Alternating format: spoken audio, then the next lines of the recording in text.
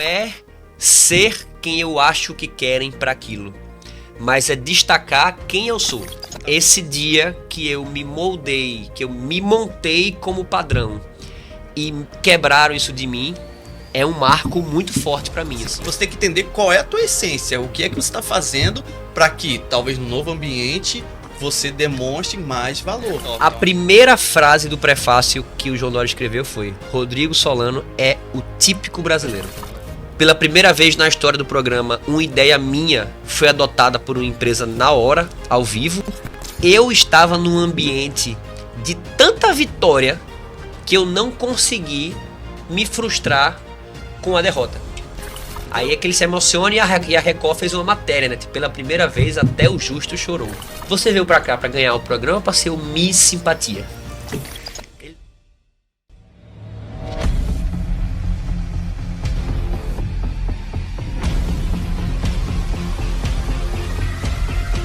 Fala, notável! Duque na área! Seja bem-vindo, seja bem-vinda a mais um episódio do nosso DuqueCast, o seu podcast de carreira, gestão e negócios. Espero que você já tenha acompanhado a gente nos nossos primeiros episódios. Tivemos lá o Léo Lourenço, tivemos Roberto Montanha e hoje eu tenho um convidado para lá de especial.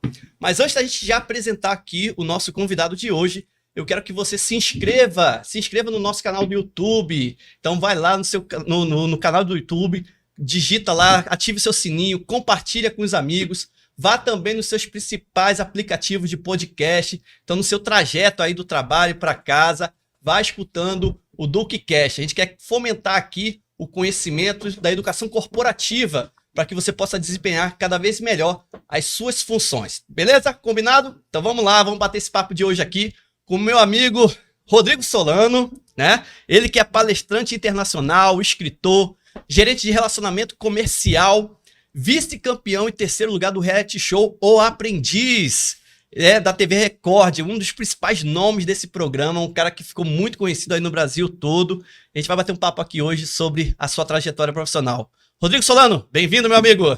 Muito legal, muito obrigado pelo convite. É uma conexão que começou na pandemia, um convite para uma live, e agora nós estamos literalmente numa live. Agora sim é live, né? Então eu tô muito feliz pelo convite, fiquei muito feliz quando eu vi o projeto. Os primeiros convidados que passaram realmente são pessoas que eu tenho muito carinho também, tanto o Léo quanto o Montanha. Então acho que vai ser um papo muito legal. Eu lembro quando a gente fez a nossa live, foi uma das que a minha mãe mais gostou, assim, ela elogiou demais a condução, eu lhe falei isso também, que foi uma condução muito bacana. Então não tenho dúvida que o papo hoje vai ser massa. Que massa, que massa. Solano, cara, pra mim é um prazer de fato. Eu tava falando contigo aqui nos bastidores que uma das decisões que eu tomei na hora de fazer esse podcast foi justamente pela forma como você falou da nossa live. Foi uma maneira bacana, foi um bate-papo tranquilo, leve. E eu gosto dessa pegada, porque assim, a gente até se formou, acho que na mesma instituição de ensino, né? Aí, na época que tu fez o Aprendiz, eu lembro que tu passava assim, eu falei, caraca, aquele cara lá do Aprendiz e tal. E aí, quando a gente se reencontra ali na live, e você fala aquilo pra mim, eu falei, cara, a minha faculdade foi moldada dessa forma, dessa linguagem mais simples. Porque às vezes a gente fica com aquele conteúdo denso, né? Pesado, que às vezes não vai pra prática. E eu sempre tentei fazer essa tradução.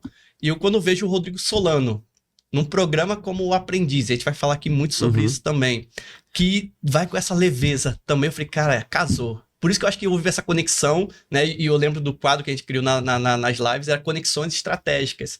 Então combinou muito assim a tua imagem àquilo que eu acredito, né? Mas me conta aí, Rodrigo, me conta aí um pouquinho de onde é a tua história, a tua origem, da onde que veio a ideia de se inscrever no programa Aprendiz? Cara, então, vamos bater esse papo. Eu vou até puxar um gancho disso que você comentou, assim, né? O quanto foi um fator diferencial para mim, essa leveza que foi natural, não foi estratégica, num ambiente mais voltado para um corporativo pesado, formal.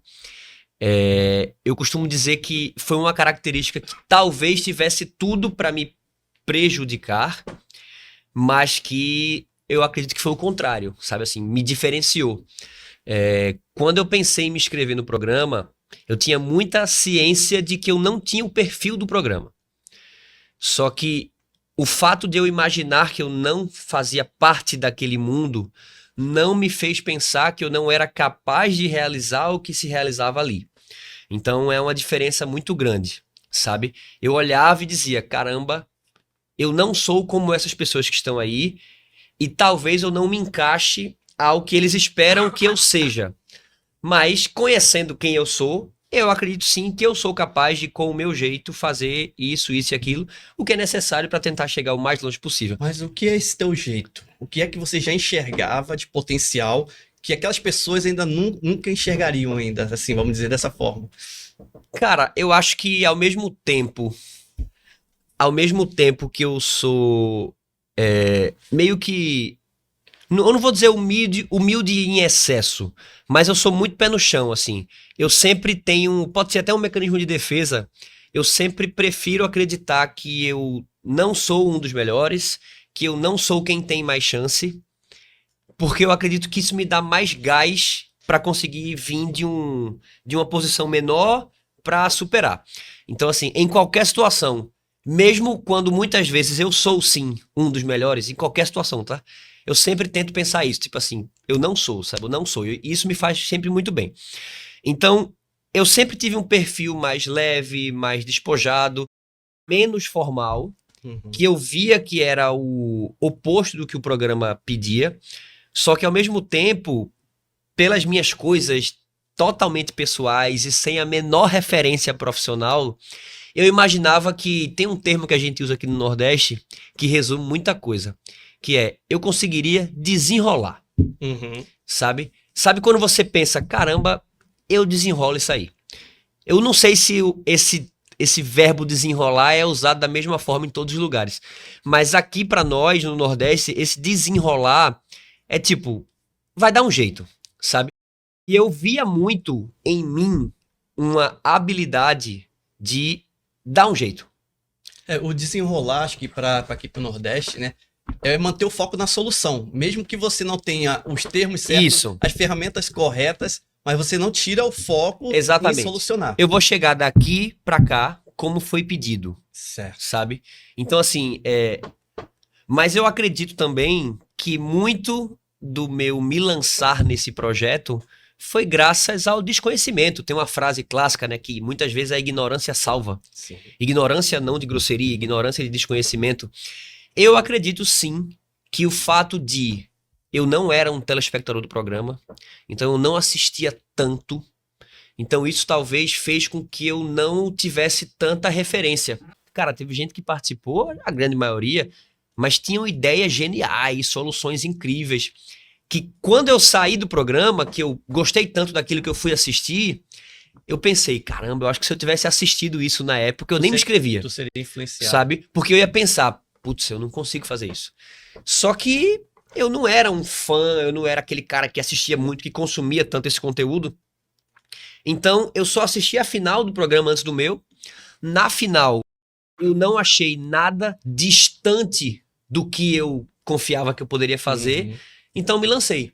Talvez se eu tivesse consumido mais, eu tivesse me colocado mais pra baixo e nem tivesse me arriscado É o a efeito tentar. comparativo, né? A Exatamente. gente começa a olhar, existe um padrão pré-determinado, você não se enquadra naquilo ali, logo você se anula.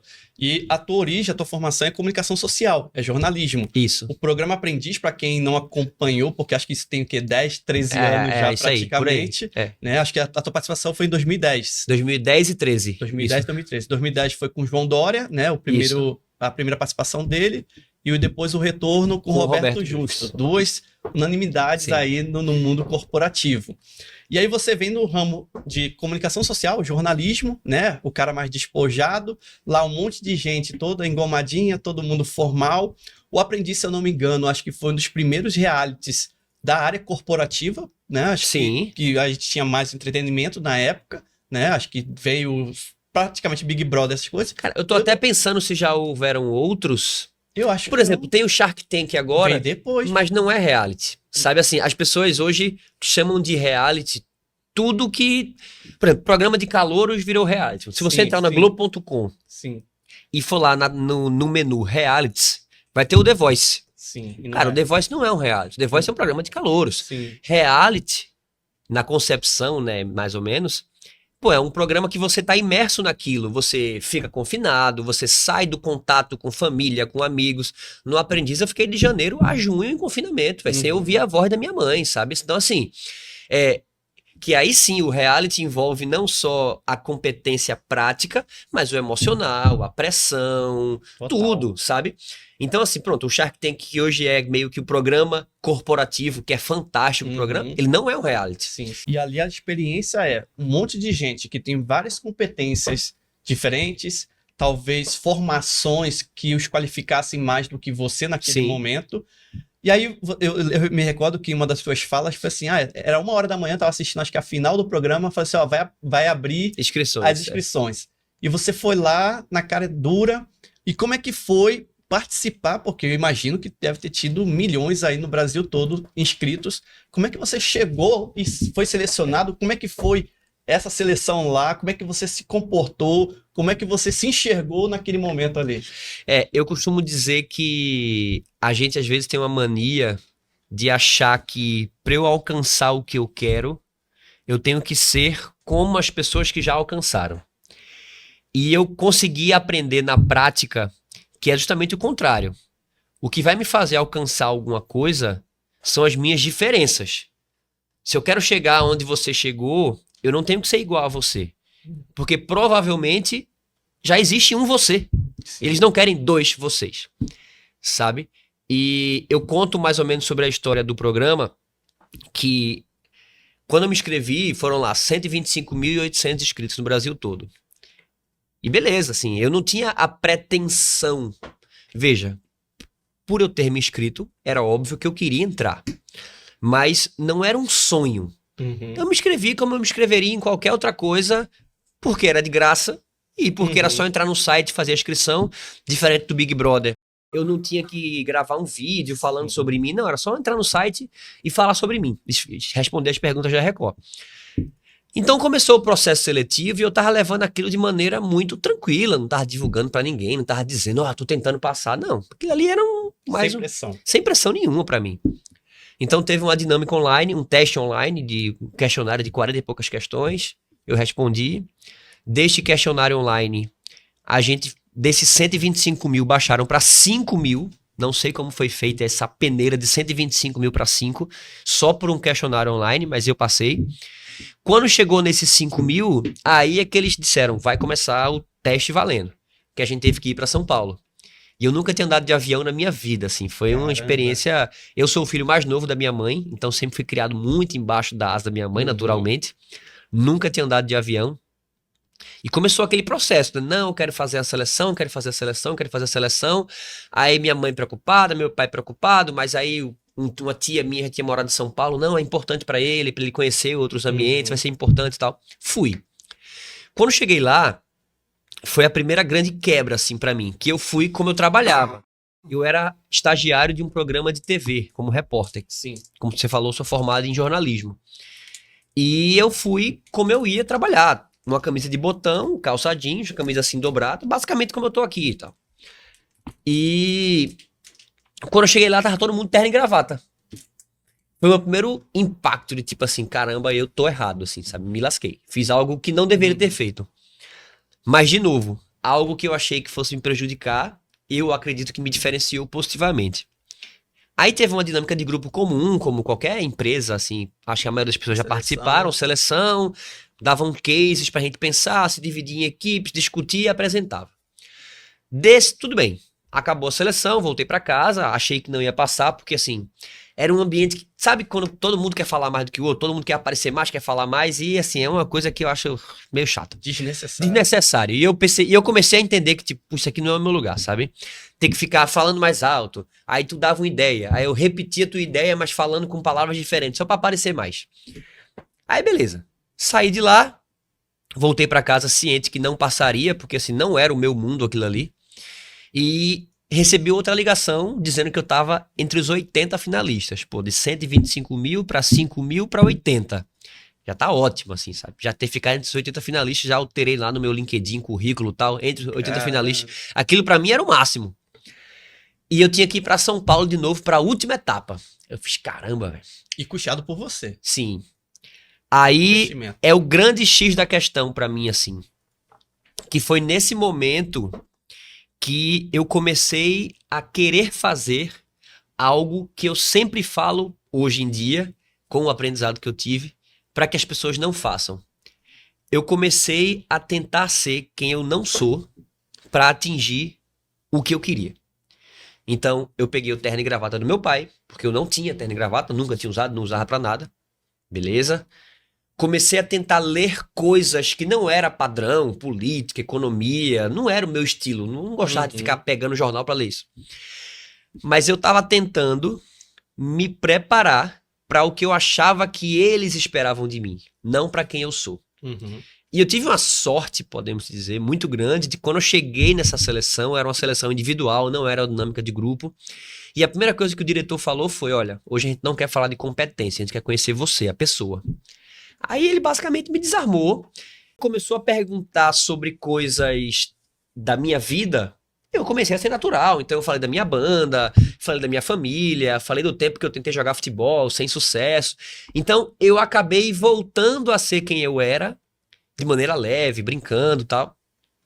E com certeza foi esse perfil que eles traçaram de mim. Aí eu faço um gancho do que eu falei no começo. O que eu achei que poderia ser um prejudicial, com certeza foi um diferencial positivo.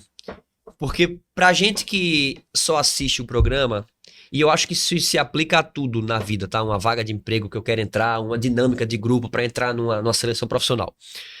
A gente tem muito isso de acreditar que eu tenho que ser como aquela pessoa que está no meu cargo, porque se contrataram alguém daquele jeito, é porque eles gostam de alguém daquele jeito. Quando, na verdade, em todo o ambiente que a gente vai, precisa de perfis diferentes. Não vale a pena em nenhum lugar ter 5 duques, ter 5 solanos, ter 5 pessoas iguais. O que soma são realmente perfis diferentes. Então, quando eu tentei me moldar para ser um mini Roberto Justus, que é o que eu achava que eles queriam, Era o padrão, né? que era o padrão, provavelmente eu ia disputar minha vaga com pessoas que já são naturalmente o padrão e eu não teria nem menor chance. Porque, repito, nesta vaga de pessoa padrão, já tinha alguém muito melhor do que eu. Quando eu cheguei com o meu estilo diferente, mais criativo, mais leve, eu tinha acho que a minha comunicação se destacava um pouco, eu disputei vaga com um outro perfil. Uhum. Então, talvez, neste perfil mais leve, mais solto, mais comunicativo, eu fosse o melhor. Por isso que entrei dentre a seleção deles. Então, foi um aprendizado muito grande para mim de que não é ser quem eu acho que querem para aquilo, mas é destacar quem eu sou. Tá, mas você tinha essa maturidade naquela época a ponto de, eita, eu entrei como um azarão, ou você acha que você entrou com o sentimento, caraca, eu sou diferente e eu posso chegar lá? Qual era a tua percepção nessa época? Não, a minha percepção era bem, posso dizer, imatura, tá? Eu tinha 20 anos. Então, assim, muita coisa que eu falo hoje como técnica, na época, foi essência, tá? Uhum. Então eu deixo bem claro, assim, pra não parecer que, caramba, ele, na hora de entrar, planejou. Não, Era um prodígio, mentira. um gênio. Nunca aconteceu isso. Muito do que eu conto hoje é o que eu aprendi na prática. Uhum. Mas sim, esse dia que eu me moldei, que eu me montei como padrão e quebraram isso de mim, é um marco muito forte pra mim, assim. Percebeu isso? Porque nesse dia eu percebi que eu fui selecionado por ser diferente. Uhum. Então isso me fez entrar no programa diferente. Eu fui para o programa quando dos 125 mil selecionaram 16. Isso eu tenho uma certeza assim muito clara. Em momento algum mais eu tentei me moldar ao que eu achava que eles esperavam. E difícil, né? Manter com 20 anos de idade. Eu tive certeza que assim, eu entrei por isso, o meu destaque é esse e eu vou ser assim. Porém, eu também achava a todo momento que eu era o azarão. Porque todo o ambiente externo mostrava que eu era o azarão. Uhum. Por exemplo, quando eu entrei, eram 16 participantes. Eram 15 padrões e eu. Assim, basicamente, sabe? Claro, todo mundo tinha perfis diferentes, estilos diferentes, mas muito quando chegava na hora da tarefa, na hora da sala de reunião, os perfis pareciam muito. Uhum. Então, por mais que eu tivesse essa certeza de que eu vou ser quem eu sou, eu fraquejei muitas vezes. Uhum. Porque a todo momento eu via que eu era mal visto, que eu era a pessoa que a galera achava que vai sair na primeira semana, que quando tinha a oportunidade de mandar alguém para outra equipe, eu era Você mandado, foi mandado. E sabe? foi uma das coisas que te destacou depois, É, né? exatamente. Mas antes de chegar nessa questão, nesse exemplo, você falou sobre uma situação que é todo mundo quer falar mais do que todo mundo. Todo mundo quer aparecer mais do que todo mundo, né? Talvez para marcar o território, Uhum. talvez para se posicionar. Toda a expectativa que para você a referência era a sua mãe aqui, né? E eu tô sem minha mãe perto de Sim. mim. Mas muitos deles ali também tem uma pressão familiar fora do Sim, comum. gigante. Né? Porque por mais que eles tenham um padrão, é um padrão determinado pelo grupo familiar, pelo grupo empresarial, né? Muitos tinham talvez uma abertura para o mundo corporativo maior do que você já tinha. Sim. Como que a gente pode se posicionar? Como que a gente pode colocar nossa opinião quando às vezes não dão oportunidade pra gente? Porque você teve que chegar a esse ponto, porque senão você se anularia o tempo todo. Como é que foi pra você diante desse tanque de tubarões, Uhum. né? Se posicionar também? São dois cenários, assim. Tem o cenário da vida real e tem o cenário do programa. Eu sempre tive uma linha de comunicação muito próximo do humor, da comédia. Sim. Digo isso não por treinamento, por cursos, não, por É tua referência. essência. E a tua essência. É minha essência, mas muito de assistir coisas, sempre foi minha referência. Então, eu sempre me destaquei nas pausas. O que eu falo disso? Pra mim, o segredo da comédia é a inserção da pausa. Você pode falar 10 minutos e se na pausa eu falar a coisa certa, eu vou me destacar mais do que seus 10 minutos. Então, sabe aquele menino da escola que quando todo mundo ficava em silêncio, soltava uma frase e todo mundo reagia de alguma forma? Sim. Esse sempre fui eu. Nossa. Para muitas pessoas bom, para muitas pessoas um saco. Uhum. Mas esse sempre foi eu. Então, eu sempre achei chatíssimo essa necessidade de eu tenho que falar porque eu preciso ser notado. Então, eu vou falar mais alto, eu vou pedir a palavra. Isso sempre me encheu o saco, assim. E ainda hoje enche. Então, eu percebi que eu teria essa dificuldade no programa. Porque no programa que é editado, que não é ao vivo, as pausas não vão pro ar, Uhum. sabe? Então, essa minha naturalidade de, no meio do diálogo, quando alguém ficava em silêncio e eu soltava alguma coisa, isso não ia pro ar. Então, se você assistir as primeiras tarefas do programa, eu quase não existo. Uhum. Porque eu não estava disposto a comprar essa estratégia de tipo assim, todo mundo falar, todo mundo quer aparecer, aí a pessoa A diz, eu quero fazer um panfleto. A pessoa B fala, eu quero revelar uma foto. Aí a pessoa C olha pra câmera e fala, eu tenho uma ideia de fazer um panfleto e revelar uma foto. Fala a mesma coisa, só que repetindo. Aí assim, e como no início do programa cada equipe tem 8 pessoas, é muita gente. E cada um querendo aparecer mais que outro. Então, eu tive dificuldade e eu posso dizer que no programa eu não soube como lidar com isso. A minha sorte foi que na quarta ou quinta tarefa eu fui despejado da minha equipe. A líder teve que indicar alguém para outra equipe e me escolheu. Uhum. A partir daí, o foco do programa virou para mim. Porque você entende, o programa ele é uma história. Ele tem que criar uma história. Tem que ter os vilões. Tem que ter os vilões, tem que ter os heróis, tem que ter um enredo. Sim. A partir do momento que uma equipe que tá ganhando várias seguidas tem na mão o trunfo, mande alguém para outra equipe.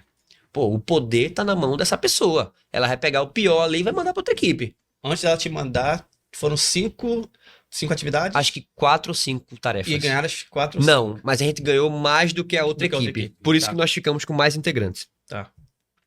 Então, todo o enredo, tô falando de uma maneira bem sensacionalista, tá? Todo o enredo da história era, essa equipe ganhou mais tarefas, teoricamente está melhor. Agora vocês têm o grande trunfo na mão, que é pegar quem você quiser da sua equipe e mandar para outra equipe. Mande quem você acha pior, mande quem você acha que não vai ajudar, mande quem você quiser. A partir do momento que ela me manda essa história sensacionalista, o holofote vai pra mim. Esse é o cara que ou vai poder dar a volta por cima, ou realmente não vai servir pra nada e vai passar batido e vai ser demitido, sabe? Aí sim, eu comecei a ganhar voz, mas repito, pra mim que tava lá participando, não mudou em nada, porque eu continuei dando ideia, eu continuei falando o que eu pensava, só que a diferença é que o programa estava com a ótica voltada pra mim. Então, a minha ideia foi ouvida pela equipe, eu coloquei ela em prática, literalmente na prática, que era uma função manual, que a gente não tinha mais financeiro para contratar ninguém, e eu tive que fazer um personagem lá e tal. Então, acabou que a gente ganhou uma projeção muito grande, um destaque muito grande, e a novela foi quase que perfeita, assim, né? Porque o Despejado deu a ideia que fez a equipe vencer. Pela primeira vez na história do programa, a empresa adotou uma ideia dada no programa na hora, e eles realmente usaram por muito tempo. Replicaram isso depois. Replicaram isso em vários lugares. Nestlé. A Nestlé, né? Replicaram isso em vários lugares. E para fechar com chave de ouro o enredo, a líder, que teve na mão o poder de mandar quem ela quisesse, foi demitida no argumento de você mandou o melhor da sua equipe para outra equipe.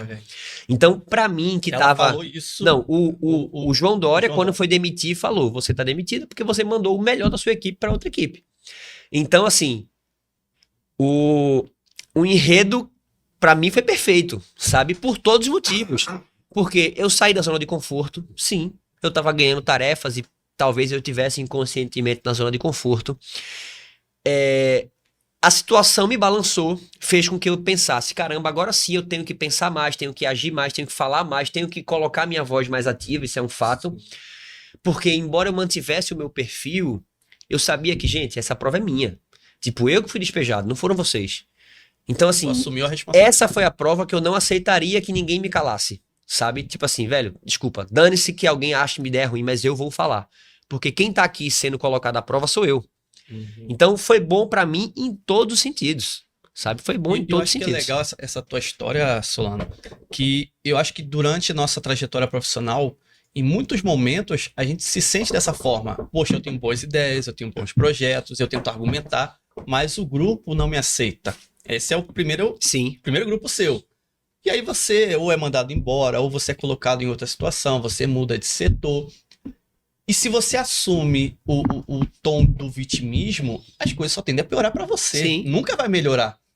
Então, assim, no momento da mudança, cabe a reflexão do que eu fiz de bom, o que eu fiz de ruim, qual é o meu potencial, quais são as minhas dificuldades. E aí, fazendo essa reflexão, o que eu posso fazer agora para que eu apareça, para que eu me posicione, para que as pessoas ganhem o meu respeito e aquilo que está no meu potencial, que está na minha cabeça, aquilo que está na minha trajetória, está na minha história, que eu consiga colocar isso à prova, né? Então, acho que esse teu exemplo, ele retrata a vida de muitos profissionais, né? Dos mais diversos setores, né? Então, assim, eu lembro desse episódio, eu lembro dessa tua dinâmica, eu lembro dessas tuas atividades. Eu chegava tarde da faculdade na época, mas eu sempre que podia estava acompanhando. Eu não sei se foi nessa edição, mas eu lembro de uma outra história tua, cara. Eu acho que, pra mim, é uma das mais emblemáticas. Não sei se pra você foi a experiência. Eu acho que foi na Itália. Foi nessa edição, foi a semifinal. Foi a semifinal. Você foi mandar pra fora do país. Isso. Essa foi massa. Sem dinheiro. Foi. E você tinha que, acho que, chegar até a fábrica da Fiat. Que era do outro lado do país. Do outro lado do país. Sem grana e fazendo alguns pedidos. Isso. Como é que era essa dinâmica? Eu vou falar sobre essa dinâmica, mas assim, antes eu queria só finalizar o assunto anterior, que tem um ponto muito importante que você falou. Que sempre que essa história é contada de que eu fui despejado da minha equipe, fui para outra equipe, dei a volta por cima, ganhei, a ótica sempre é de que a líder da equipe anterior analisou mal, mandou o integrante bom e ele chegou lá e fez a diferença. Isso pode ser um fato, é o que tá na TV. Mas eu achei muito importante o ponto que você levantou, que é a importância da gente reconhecer que a gente também tem coisa errada, sabe? Que se aquilo aconteceu, tem algum motivo meu. Então, eu sinceramente não acho que eu deveria ter sido o mandado para outra equipe. Tudo bem, Mas eu tinha motivo, sim, para ser mandado para outra equipe. Quando a gente faz uma autoanálise, a gente pensa, pô, será que eu não estava me posicionando como eu deveria? Será que eu não estava colocando minhas ideias à prova como eu deveria? Será que eu estava numa zona de conforto porque a nossa equipe estava ganhando mais do que a outra equipe, estava bom para mim? E é claro que quando eu fui mandado embora para outra equipe, eu cheguei com um gás diferente.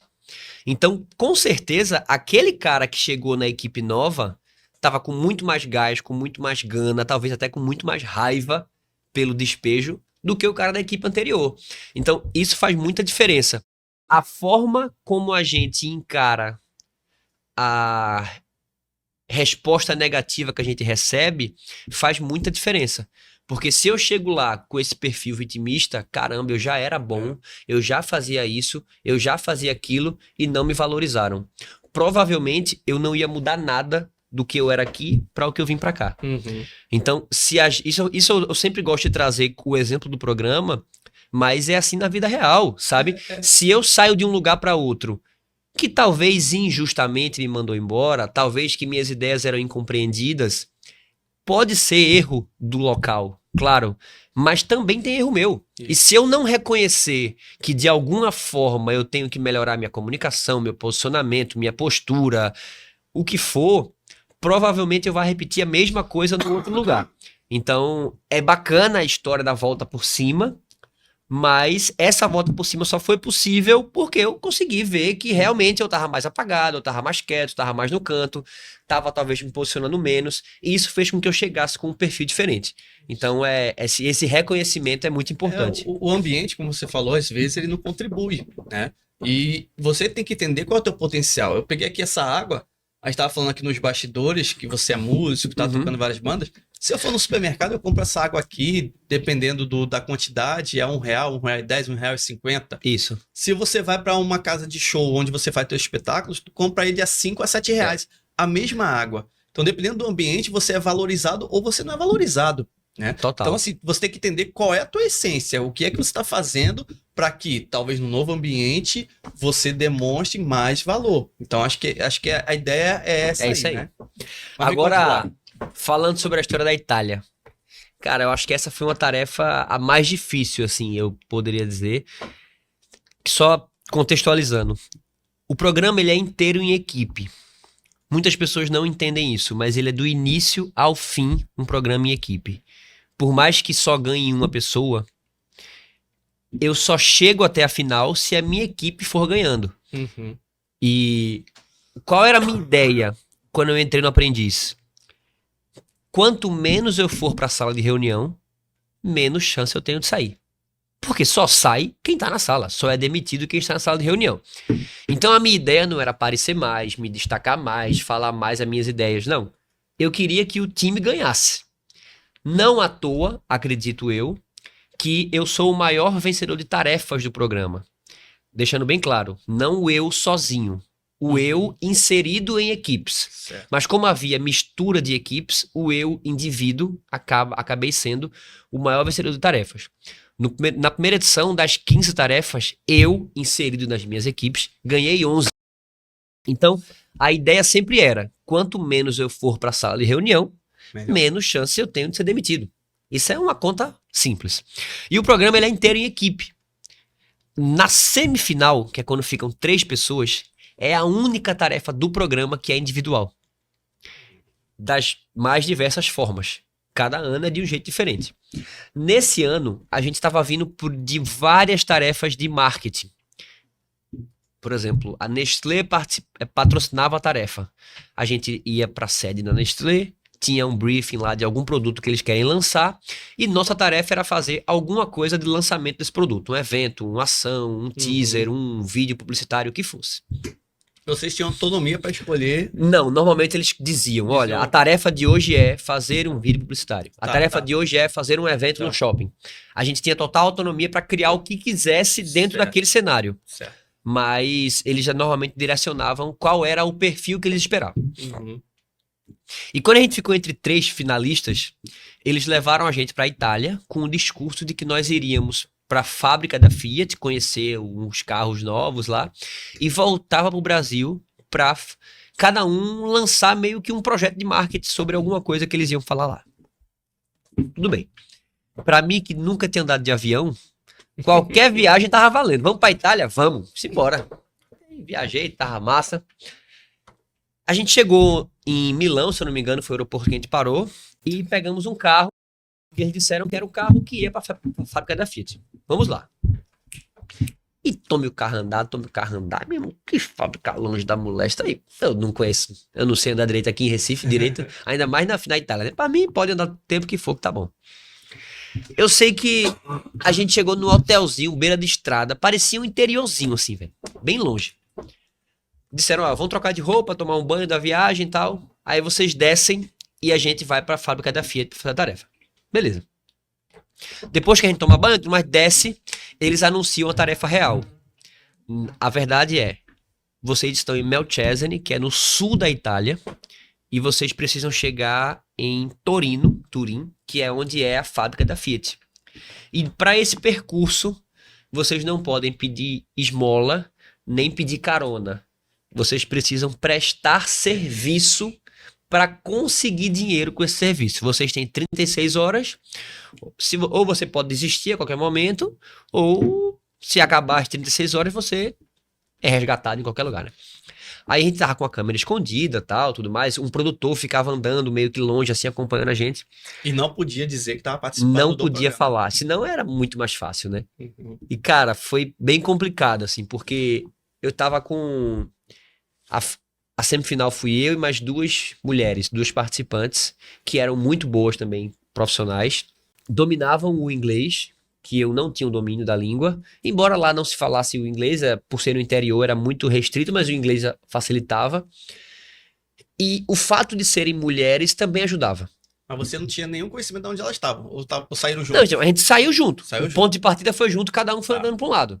Mas depois a gente viu que acabou passando por lugares parecidos, sabe? Sim, Porque a gente sim. batia na porta de hotel, pousada, né? Tipo, restaurante, para Aí pedir já- para lavar já teve uma prato. menina que... Já teve uma menina que passou e tal.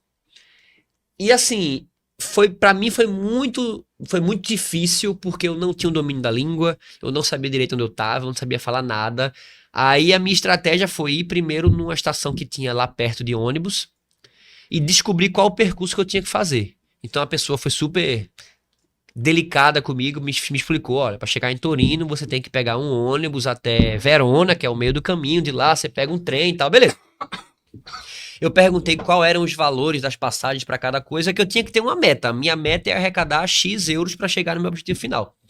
E eu descobri essa meta e comecei a rodar. Cara, eu sei que foi horrível, assim, horrível de verdade.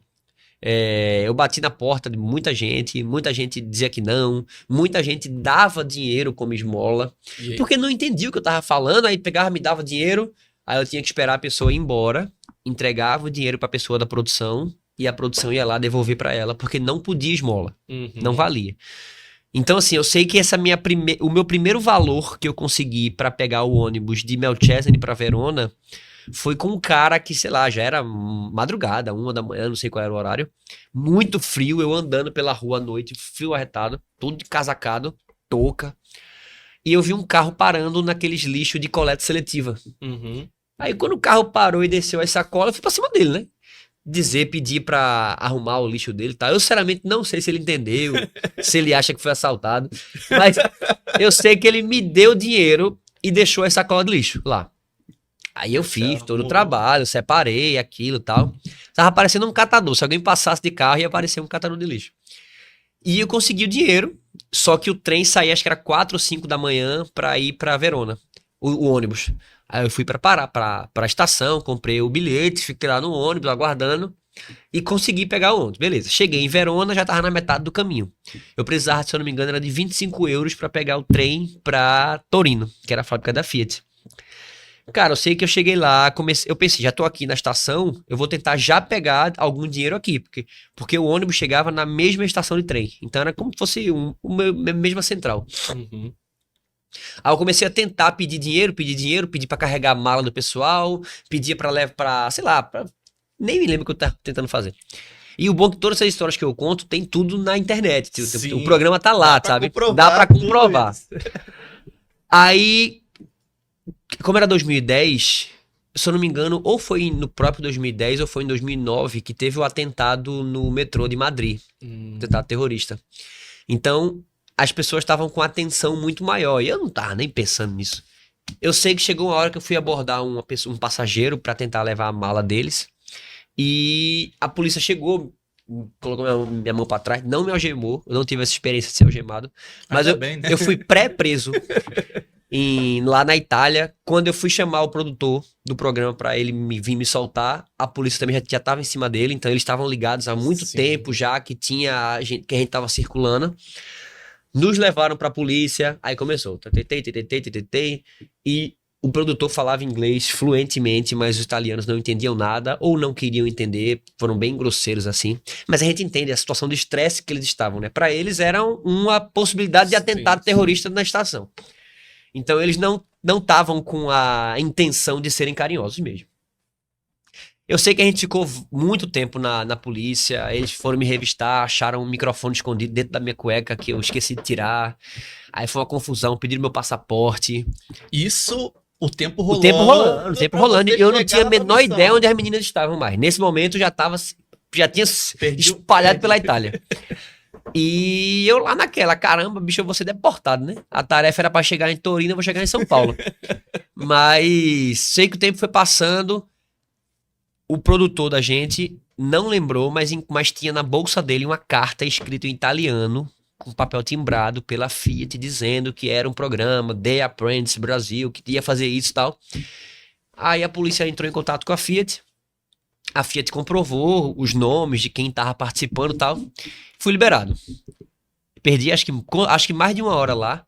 E quando a gente saiu, o cara só falou o seguinte: não faça isso pela estação de trem.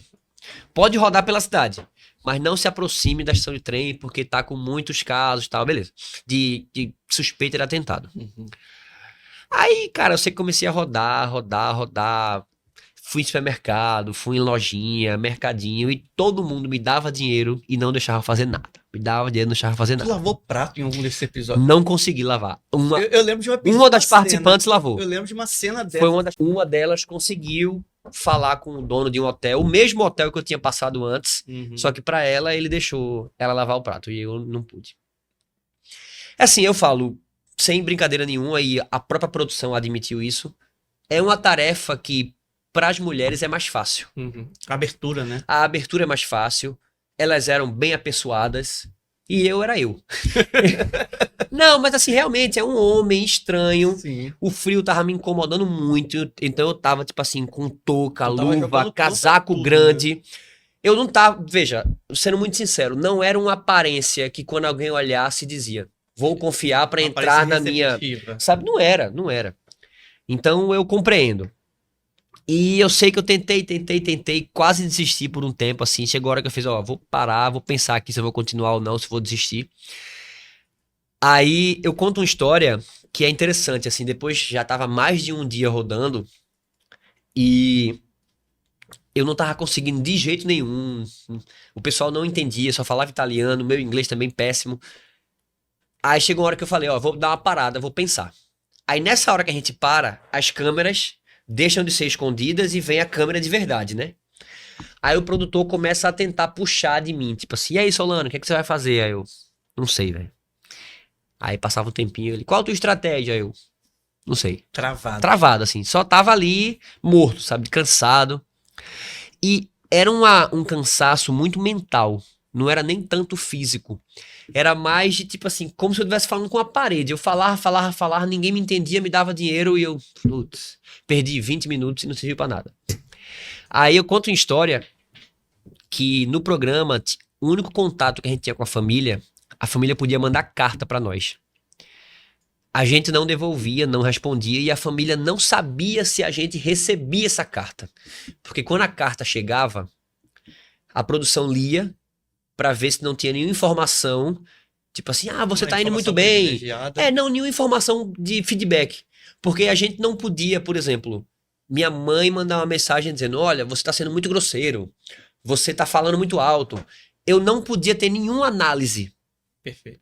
Então, a produção sempre lia a carta e só podia ter amenidades. Tipo, seu pai colocou Sky aqui em casa. Sua avó veio passar o final de semana aqui. Essas coisas. E sempre a minha mãe, quando terminava a carta, ela botava uma frase de efeito, assim, sabe? Minha mãe sempre foi muito culta, até hoje ela é, de ler demais, ela tem muitas referências literárias. E sempre ela colocava uma frase, tipo, sei lá, Zíbia Gasparetto, aí tava lá, Paulo Coelho, tal. E o meu pai, ele é um perfil diferente. Ele é da vida, sabe? Meu pai é de interior, sempre teve uma criação humilde e tal. E ele tem até hoje esse jeito, que eu acho que é muito próximo ao meu. Embora eu tenha tido acesso a uma educação muito maior, graças a Deus, sou muito grato a meus pais por isso. Mas eu acho que eu tenho um perfil muito próximo da leveza da vida. E eu lembro que meu pai nunca terminava a frase, nunca terminava a carta com frase nenhuma. Meu pai era, vai lá, negão, boa sorte. Tá botando quente aí? Só essas coisas assim. Aí teve uma vez que meu pai terminou uma frase, eu acho que ele tinha visto na internet, tipo, esses e-mail corrente que tinha. Sim. Que ele botou, parecia frase de Orkut, assim. Quando você achar que chegou aos 100%, ainda tem mais 20%. E, cara, essa é uma frase super batida. Eu não vou usar essa frase em lugar nenhum, porque, tipo, lá vem a autoajuda. Só que nesse momento, velho, eu lembro muito, até hoje, assim, foi essa frase que me fez pensar, caramba, eu saí de Recife, passei por 125.800 inscritos, entrei entre os 16, tô entre os 3 finalistas, tô na Itália, velho, nunca tinha andado de avião na minha vida, e eu vou desistir, velho. O máximo que vai acontecer é eu continuar tentando e não dar certo do mesmo jeito, mas tudo bem. Sabe, eu tô vivendo uma situação aqui que talvez eu não viva nunca mais. E é fato, não vou viver aquilo nunca mais. Eu espero voltar pra Itália, mas não daquele jeito. Então foi nessa hora que eu falei, cara, eu tenho que ter mais 20%, velho. Nem que os 20% não seja de solução, seja de gás. Mas eu vou usar. Aí eu comecei, velho. Comecei, levei não. E é massa que na TV, no YouTube, hoje em dia tem, né? Eu quebrando a cara, falando, a galera não. Até que eu encontrei um cara que tava num café, eu sentei lá com ele e falei que queria limpar a mesa dele e ele fez, não, senta aqui pra gente conversar. Bom, começou a conversar. E eu querendo dizer, não, eu quero limpar aqui sua mesa, eu tô precisando de 25 euros pra ir pra uma cidade e tal. Aí o cara, não, você é meu convidado, traga aqui um café e tal. Nem de café eu gosto. Nem de café eu gosto.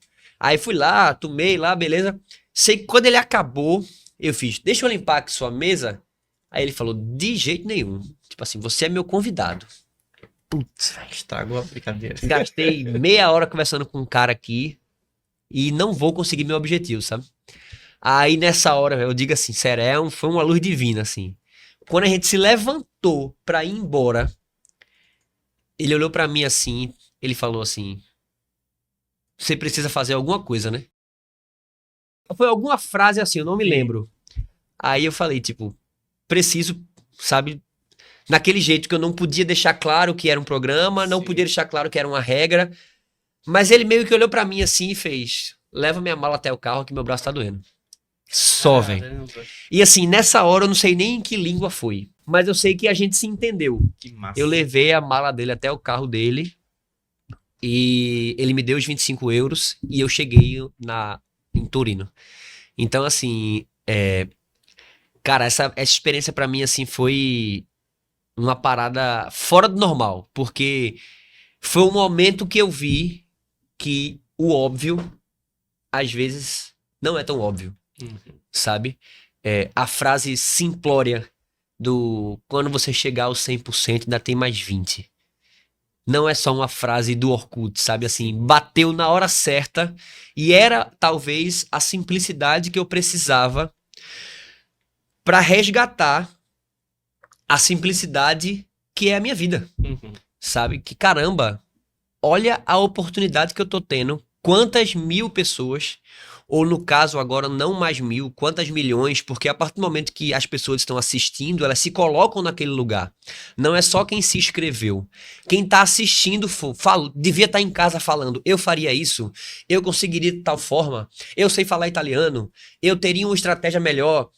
Quantas pessoas não estavam depositando em mim um sonho Uhum. que eu ia desistir, velho? Sabe? Não, Então, eu assim, lembro que foi isso- incrível, foi eu lembro incrível que pra isso mim. foi tão marcante que pra mim foi o a parte principal do programa, que até hoje eu me recordo desse Essa episódio. tarefa foi fantástica. Eu me recordo muito que eu falei assim, cara, como que ele tá passando por isso? E eu sem língua também, sem nada, eu ficava me colocando no teu lugar. Eu falei, como é que ele vai passar por essa situação? Primeiro, E sem foi muito grana, cansativo, velho. Muito cansativo. imagino, ó. Mentalmente falando, sabe? Mentalmente. Mentalmente, a língua, a falta de grana, o frio, tudo jogando contra. Foi. E realmente foi um desafio em tanto. E aí você chegou. Cheguei, não fui o primeiro a chegar. Outra pessoa já tinha chegado, tinha pego um trem-bala, conseguiu muito mais dinheiro que eu. E os dois que chegavam, assim, eram 3 pessoas. Se os 3 chegassem, o primeiro já estava direto na final e os outros 2 iam para a sala de reunião. A pessoa que ficou em terceiro não chegou, não conseguiu chegar. Aí a primeira lugar, a pessoa que foi em primeiro lugar, já foi direto para a final e eu fui para a sala de reunião com a outra candidata. Na sala de reunião, Mesmo ela não chegando. mesmo ela não chegando, tinha uma sala de reunião que era padrão do programa. E nessa sala de reunião, ouvir o famoso tá demitido. isso. E nessa sala de reunião a gente teve que apresentar realmente um projeto de marketing para o carro 500 entrar no Brasil, que era o grande lançamento deles na época. Que é o menorzinho. Era o menorzinho. Então, assim, eles tentaram não deixar claro que ela que não chegou ia sair, porque senão a sala ficava sem graça. Sim. Ah, eles não anunciaram que você... Não, que eu ia. Não, tipo, Entendi. veja, teoricamente eu saí na frente, eu cheguei e ela não. Agora vamos para a Mas isso segunda não- parte, isso- que é o marketing. Isso não foi anunciado Se também. ela der uma ideia de marketing muito boa e a minha foi muito ruim, empata. Cada um Tá. ganhou em alguma coisa, Entendi. sabe? Aí a sala de reunião foi bem assim, arisca, mas no fim das contas, na hora de anunciar o demitido, ele falou, tipo, pesou muito o fato de que o Solano, sem inglês, sem domínio da língua, sendo um homem, contra vocês duas, que são mulheres bonitas, dominam a língua, que faz diferença sim num país desse, e você não chegou. Então, ela foi demitida. Foi fantástico, assim, esse dia foi incrível. E aí tu foi pra grande final. Fui pra final. E como é que foi essa final? Cara, foi massa, assim, velho. Foi. É engraçado. Eu tenho uma lembrança muito grande do dia que eu cheguei na final. Na final, o evento. O programa inteiro é gravado. A gente entrou em confinamento em janeiro, acho que foi dia 20 e poucos de janeiro. E a final foi no dia 8 de junho. Junho. Junho. Junho. Então a gente ficou o finzinho de janeiro, poucos dias. Fevereiro, março, abril, maio e início de junho. E todas as tarefas eram gravadas. Até porque a gente gravava 3, 4, 5 dias, recompensa, passava mais 2, 3, 4, 5 dias viajando, e isso era editado para passar em um programa só.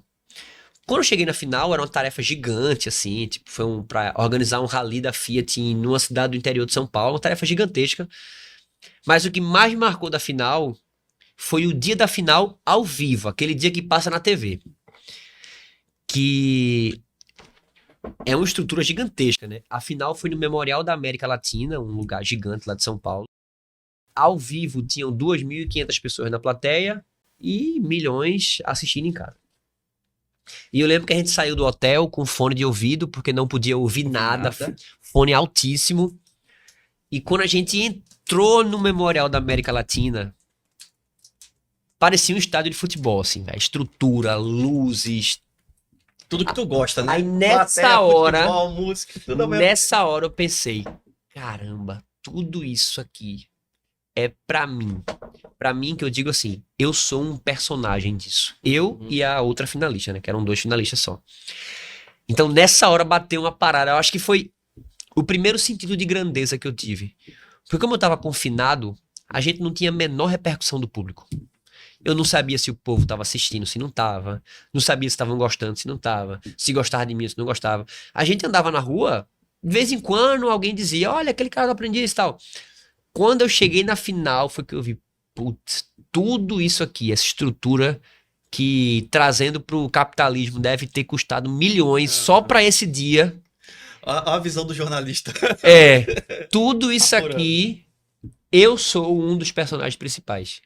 Então, eu acho que foi o momento mais bacana, assim, da final. Que foi o momento que eu entendi que aquilo era pra mim. E a partir daí, eu consegui me conectar com quem eu sou. Aquela final, pra mim, eu tava me sentindo em casa. Eu tava nervoso, claro. Pô, tava na iminência de ganhar 1 milhão.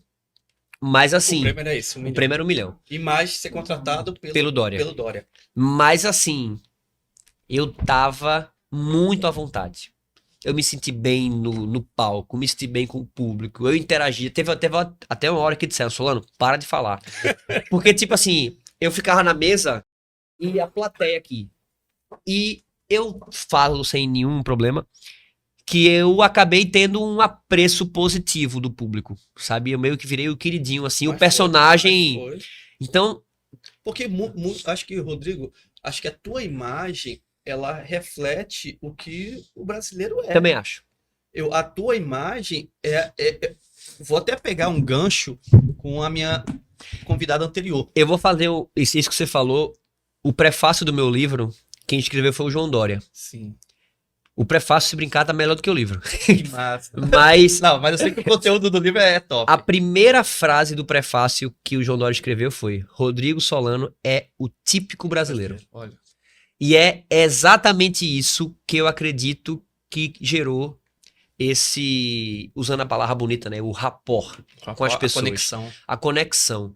Eu acho que quem me via na TV via, caramba, isso é um de nós que tá lá dentro. Mas é. E quando eu assistia ao Aprendiz, era o contrário. Assim, nas pouquíssimas vezes que eu assistia, a minha visão era: aquilo é o que eu tenho que me transformar Isso. pra chegar ali. E eu acho que a minha participação fez com que as pessoas que estavam assistindo pensassem: Isso. esse é o eu normal que tá ali. Então, pra mim, assim, foi muito Isso é bom. verdade. E o teu, ele veio na categoria universitário, né? Foi. Que eu acho que foi até o que você fala muito. Por isso que eu fui mais como um jornalista, que é a minha essência. Sou desse jeito, não preciso ter todo esse aparato. E aí, uma convidada que a gente recebeu aqui recentemente, ela tava falando sobre a feira NFR, que teve recentemente, que é uma das maiores feiras da área de varejo do mundo. É de Nova York? De Nova York. E ano passado falou muito sobre essa questão da tecnologia, do multiverso, ali entrando já na inteligência artificial. E ela falou aqui, ela trouxe esse dado pra gente, que esse ano o tema foi Volte para o Básico. Então, ó, há um ano, você estava falando sobre algo que é disruptivo, que vai mudar o mundo, e do nada volta para o básico. Não é só isso. E eu acho que a tua imagem no programa, e como pessoa que você é até hoje, do mesmo jeito, é isso, é voltar para o básico. Porque não adianta você se enfeitar e não ter essência. Né? Não adianta você se montar e não ter essência. Não estou dizendo que assim, existe o que a gente chama de dress code, né? Que é o código de vestimenta para cada ocasião. Né? E lógico que no mundo corporativo exige-se alguns códigos desse para que você seja receptivo, para que haja uma conexão, que haja a figura da autoridade. Imagine um médico sem a bata dele. Né? Existe todo esse código que é natural. Mas existem figuras, existem personalidades que o próprio código, a própria essência, é mais forte do que isso. E você é um personagem nesse estilo. O Murilo Gun, que vai dar palestra em vários eventos de chinelo, descalço, com a unha pintada. Total. Então, assim, existem algumas personalidades que, pela tua essência, pela própria personalidade, o tema que fala, ele cria-se essa imagem dessa forma. Mas você, como Rodrigo Solano, é o típico brasileiro, é a essência, é o calor humano, é a criatividade, sabe? É o que consegue dar um jeito, né? Não um jeitinho brasileiro, mas porque uma das coisas, acho, principais tuas é a questão da tua moral, da tua ética. Em todo momento você sempre foi muito correto nas tuas atitudes. Eu não lembro se foi o Dora, se foi o Justo, mas ele falou muito sobre a tua originalidade. Foi o Justus. Né? Eu acho que isso também foi um tópico bem forte. Mas antes da gente já pro Justo e até a gente se encaminhar para nossa reta final, você foi à final, teve todo aquele aparato, teve aquela festa toda. Como foi não receber 1 milhão? E qual foi os principais aprendizados? O que você ganhou assim que o programa acabou? Mas não financeiro, tô dizendo o que você ganhou como profissional, como pessoa. Cara, eu vou ser muito sincero, assim, a minha frustração foi menor do que eu imaginava. Eu não sei se é exatamente a frase é essa, mas eu diria que eu estava preparado para qualquer resultado, sabe? Eu lidei muito bem e até hoje lido com a não vitória pontual. Porque eu falo muito sobre isso, sobre como a gente encara as derrotas que a gente tem, né? Muitas vezes, dentro de um ambiente que você perdeu, existem várias vitórias. E eu comento muito isso. Se você for olhar uma imagem, uma foto, eu sou o cara que perdeu o aprendiz. Ponto final. Ninguém vai tirar esse título da derrota. Mas quando você olha de uma ótica mais ampla, eu sou o maior vencedor da história do programa. Eu sou o cara que nunca tinha andado de avião na minha vida e fui para 4 vezes para os Estados Unidos, Suíça, Itália, África do Sul, 2 vezes para a Espanha, fora o Brasil inteiro. Eu tive reconhecimentos individuais que nunca houve antes no programa. Pela primeira vez na história do programa, uma ideia minha foi adotada por uma empresa na hora, ao vivo. Então, assim, o quanto eu não ganhei, o quanto eu não cresci, o quanto eu não evoluí profissionalmente, pessoalmente, para que no fim eu perdi. Tudo bem. Talvez o objetivo concreto do programa, que era de fato ganhar 1 milhão, não sou hipócrita, claro que eu queria ganhar 1 milhão, eu perdi. Mas o quanto de realização, de crescimento, de evolução, de vitória se tem. Então eu falo muito sobre isso. Tinha até um trecho da minha palestra que eu falava sobre isso, eu nem uso mais hoje em dia, que é como você encara as derrotas. Que eu falo que muito de como a gente reage faz diferença nas nossas conquistas daqui para frente. Então eu acredito que eu tava tão leve na final, tão feliz de ter chegado até ali, que quando ele anunciou que a Samara foi a campeã, que ela merecia muito também, é um profissional massa até hoje. Cara, foi um misto de reconhecimento por ela merece. E na mesma hora, eu tava tão feliz. Eu ia abraçar meu pai e minha mãe, que eu desde janeiro que eu não falava com eles. Meu pai e minha mãe foram pra final. Foi a primeira vez que eu vi meu pai chorar. Meu pai, eu nunca tinha visto meu pai chorar em casa desde pequeno. Quando a gente se reencontrou 6 meses depois, foi bem emocionante. Então, assim, eu estava num ambiente de tanta vitória que eu não consegui me frustrar com a derrota. Então eu colhi tanta coisa, tanta oportunidade, como você falou, profissionalmente mudou completamente minha vida, assim. Que massa. Propostas, cartões, contatos, network. E Eu aquilo era lembro- só eu o lembro primeiro que dia, você assim. veio pra cá com propostas até pra instituição pela qual você se Sim. formou, né? Acho que trabalhou um tempo Trabalhei um ali. tempo lá, ia ficar em São Paulo, acabei ficando aqui. Pra mim foi muito melhor profissionalmente, acredito, e pessoalmente, que pra mim é a principal. Eu respeito o pilar principal de cada um. Tem o pilar pessoal, o pilar profissional. O pilar pessoal pra mim fala muito alto, não sempre deixando de presente. lado o profissional. Mas numa balança, o pessoal fala muito alto. Então, assim, eu entendo quem até hoje fala: ah, tu devia ter ido pra São Paulo, tu ia ganhar muito mais dinheiro e tal. Ok. Não, essa pessoa pode estar certa. Não, não vou discutir isso. Mas eu não quero. Sim. Tipo, inclusive, se for uma afirmação prática, se você for hoje, você vai ganhar mais dinheiro. Não quero. Sabe? Nunca digo nunca. O dia de amanhã ninguém sabe. Pode ser que daqui a um mês eu esteja morando fora. Mas cada um tem seus pilares principais. E hoje, pra mim, como é desde aquela época, talvez pela minha base, simplicidade, não sei de onde vem isso, mas eu talvez prefira ganhar menos estando perto da minha família, podendo toda segunda-feira jogar bola com os amigos que eu conheço há 10 anos, podendo semestralmente encontrar meus amigos da escola, podendo tocar na minha banda, que é uma coisa que me faz muito bem. Talvez eu tivesse ganhando mais dinheiro e depressivo. Isso. Não sei. Não Assim, compensa. também não vou ficar fazendo mirabolâncias. É, Mas eu acho que cada eu- um. Eu acho que as tuas decisões são decisões que são coerentes. Eu acho que assim, tem muita gente que quer provar a Isso. todo custo que ganha mais. Eu acho que a coerência Não é de só cada isso. um tem que ser individual. Exatamente. Parece redundante. A coerência de cada um tem que ser individual. Mas não é. Para muita gente, a coerência é estar adaptado ao que os outros acham que é sucesso. sabe? Tipo, eu preferia ficar aqui, mas minha família inteira tá querendo essa oportunidade, eu posso mudar a vida de A e de B, então eu vou me martirizar por algo que não é o que eu quero. Então, assim, claro, às vezes a gente não tem escolha. Isso aí é um outro aspecto. Não vou entrar nesse mérito de necessidade, de únicas oportunidades, que às vezes a gente tem que ir mesmo que vá além. Mas na minha história, que graças a Deus até hoje eu tive a oportunidade de escolher, embora para mais ou para menos, mas eu pude dizer, eu prefiro aqui, mesmo que tenha menos do que aqui. Essa é a minha coerência. Essa é a minha verdade, sabe? Então é o que me faz bem até hoje. Show de bola. E assim, e pegando até um gancho nisso, eu gosto, assim, não é exatamente um gancho, mas é uma coisa que eu acho interessante falar. Tem uma frase que se fala muito, até em ambiente profissional, que eu não concordo muito com ela, que é: o ótimo é inimigo do bom. Eu entendo do que ela se trata, que muitas vezes, porque a gente está focado demais em fazer algo extraordinário, a gente acaba não conseguindo fazer nem o bom.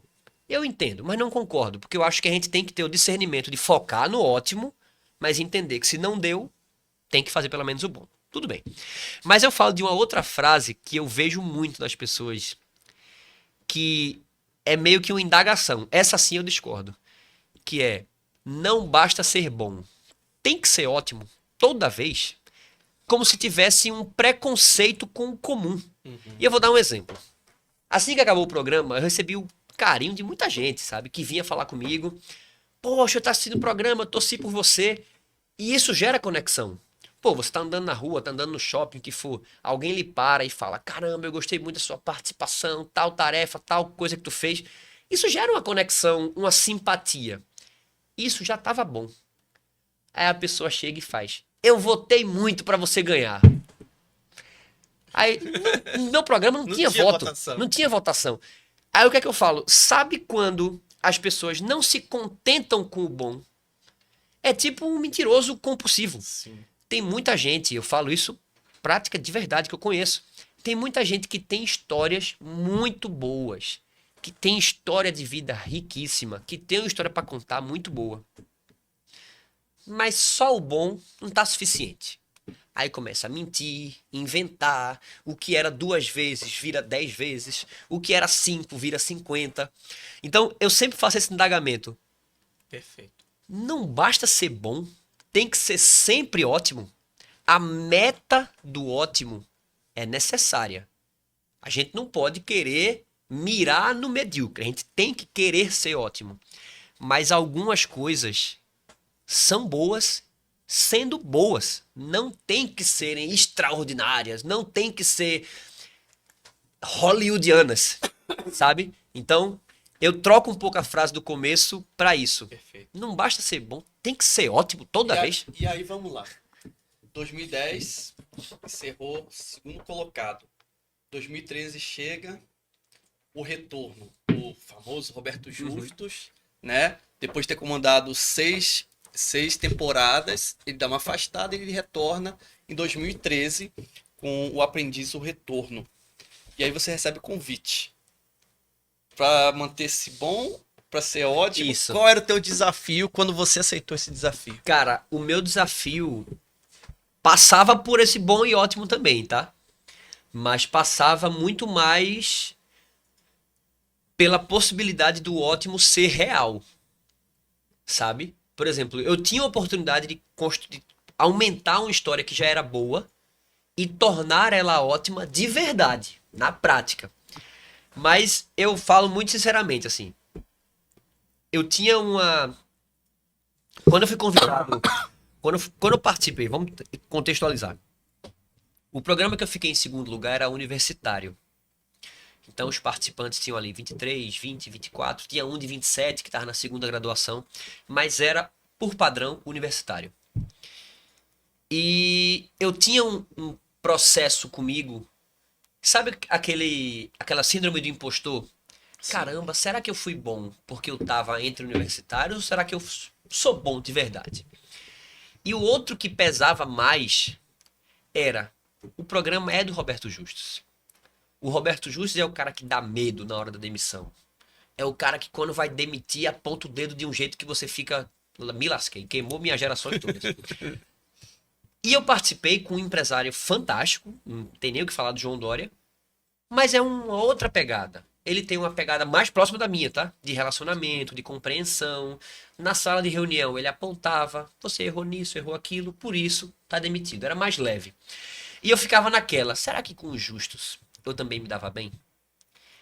E não eu ficava sozinho, tá? Eu engolia pilha das pessoas que falavam. Tinha muito comentário. Ah, o Solano se deu bem porque o João Dória é um cara mais amoroso, mais tranquilo. Se fosse com o Roberto Justo, ele saía na primeira semana.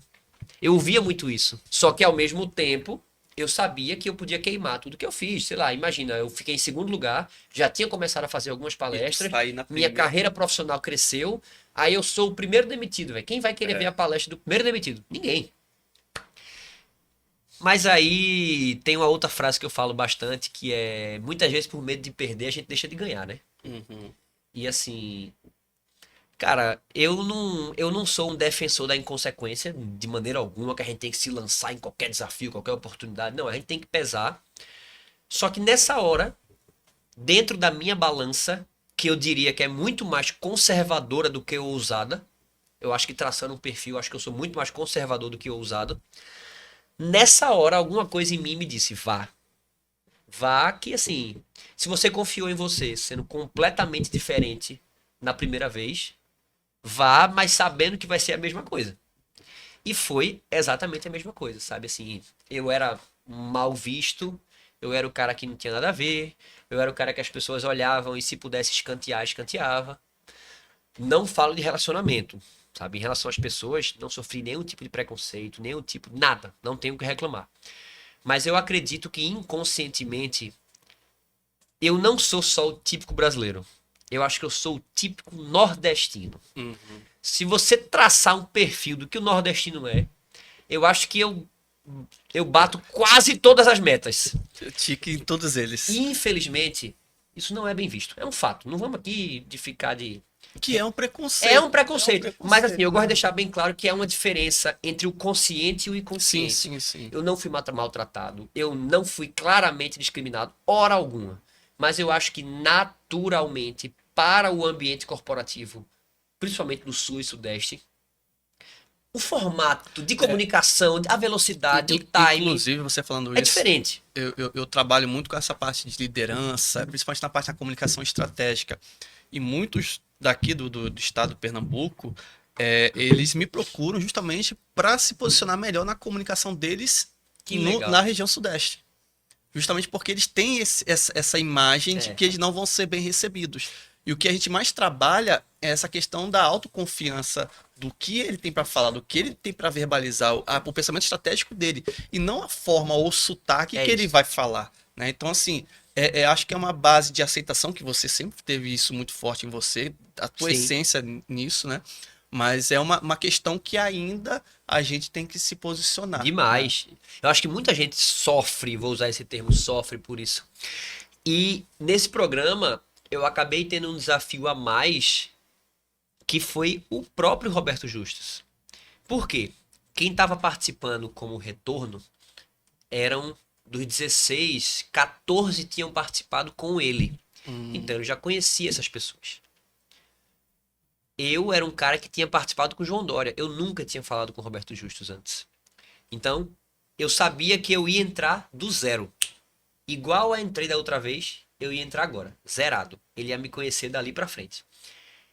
E isso tinha um peso grande justamente por eu não ter o perfil do Roberto Justus. Uhum. Eu sei que ele é um cara mais formal, mais durão, mais talvez de ataque. E eu sou de leveza. Eu sou de apaziguar. E eu diria que a trajetória que o programa foi tomando me ajudou. Porque no início, eu falo isso sem o menor problema. Ele não ia muito com a minha cara é muito forte, que é pessoal, mas ele não gostava do meu perfil. Pronto. Não era um perfil que ele olhava e dizia, gostei desse profissional. Não era. Vai trabalhar comigo. É um fato, porque eu era diferente dele. E como das 9 tarefas iniciais, não, das 10 tarefas iniciais, a equipe que eu tava só perdeu uma. Até quando mudou de equipe, eu também continuei na equipe que tava ganhando. Então, eu tive muitas chances de mostrar quem eu sou de verdade, com resultados, com ideias, com ações profissionais, que fizesse ele entender que, pô, mesmo esse cara com um perfil diferente, ele é um bom profissional. Contra resultados, né? Não, Não exatamente. há argumento. E houve uma sala de reunião pontual que foi muito marcante, que ele meio que despejou assim o que ele pensava, eu acredito.